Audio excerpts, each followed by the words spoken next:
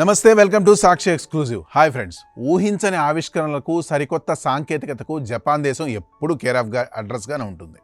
తాజాగా జపాన్ సైంటిస్టులు science fiction సినిమాలను తలపించేలా కేవలం గాలి నీటిని ఉపయోగించి అసలైన ఇంధనాన్ని తయారు చేసి ప్రపంచాన్ని ఆశ్చర్యపరిచారు. చమురు బావులు తవ్వకుండా, సముద్రాల గుండా పైప్ లైన్లు వేయకుండా కేవలం మనం పీల్చే గాలి నుండే నేరుగా పెట్రోల్ని సృష్టించారు.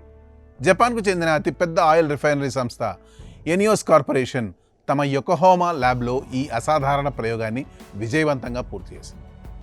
సాంప్రదాయ ఇంధన దహన ప్రక్రియను పూర్తిగా రివర్స్ చేస్తూ పర్యావరణానికి ముప్పుగా మారిన కార్బన్ డయాక్సైడ్ను ఇంధనంగా మార్చే ఒక విప్లవాత్మక డెమో ప్లాంట్ను వాళ్ళు నిర్మించారు. ఈ అద్భుత సాంకేతికత వెనక ఉన్న సైన్స్ ఏంటో ఇప్పుడు వివరంగా తెలుసుకుందాం. ఎనియోస్ ల్యాబ్లోని ప్రత్యేక ప్లాంట్ మొదటి వాతావరణంలో ఉన్న కార్బన్ డయాక్సైడ్ వాయువును నేరుగా లోపలికి పీల్చుకుంటుంది. మరోవైపు సౌర లేదా పవన విద్యుత్ వంటి పునరుత్పాదక ఇంధనాన్ని ఉపయోగించి నీటి నుండి హైడ్రోజన్ని విడదీస్తారు. ఆ తర్వాత ఈ కార్బన్ హైడ్రోజన్ను ఫిషర్ ట్రోప్స్ సింథసిస్ అనే ఒక క్లిష్టమైన రసాయన ప్రక్రియ ద్వారా ఒకదానితో ఒకటి బంధిస్తారు. దీనివల్ల గాలి, నీరు కాస్త ద్రవ హైడ్రోకార్బన్లుగా రూపాంతరం చెందుతాయి. దీని ఫలితంగానే లభించేదే సింథటిక్ పెట్రోలియం లేదా కృత్రిమ ఇంధనం, ఆర్టిఫిషియల్ పెట్రోల్ అని కూడా అనొచ్చు. ఈ ఆవిష్కరణలో అత్యంత కీలకమైన అంశం ఏంటంటే ఈ సింథటిక్ ఇంధనం డ్రాప్ ఇన్ రెడీగా ఉంటుంది. అంటే ప్రస్తుతం మన రోడ్లపై తిరుగుతున్న కార్లు, బైకులు, ఆకాశంలో ఎగురుతున్న విమానాలలో ఎలాంటి మార్పులు చేయకుండానే ఈ ఇంధనాన్ని నేరుగా వాడుకోవచ్చు. అంతెందుకు, భూగర్భంలో ఉన్న పాత పైప్ లైన్ల ద్వారానే దీన్ని రవాణా కూడా చేయొచ్చు.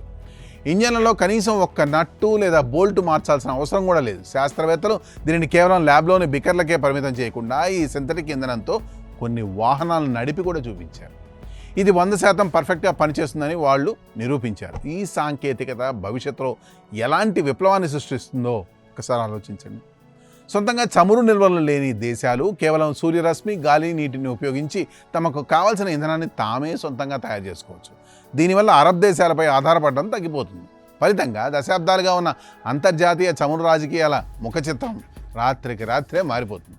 అంతేకాకుండా భారీ బ్యాటరీల వల్ల ఎలక్ట్రిఫికేషన్ చేయడం సాధ్యం కాని ఏవియేషన్, భారీ సరుకు రవాణా నౌకలకు ఈ సింథటిక్ ఫ్యూయల్ ఒక అద్భుతమైన గ్రీన్ ఎనర్జీ మార్గంగా మారబోతుంది.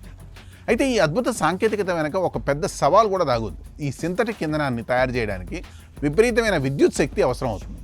1 లీటర్ సింథటిక్ ఇంధనాన్ని తయారు చేయడానికి అయ్యే కరెంటుతో ఒక ఎలక్ట్రిక్ వాహనాన్ని ఏకంగా 200 కిలోమీటర్ల దూరం వరకు నడపవచ్చని నిపుణులు లెక్కగట్టారు. ప్రస్తుతం మార్కెట్ ధరలతో పోలిస్తే దీని తయారీ వ్యయం చాలా ఎక్కువగానే ఉంది.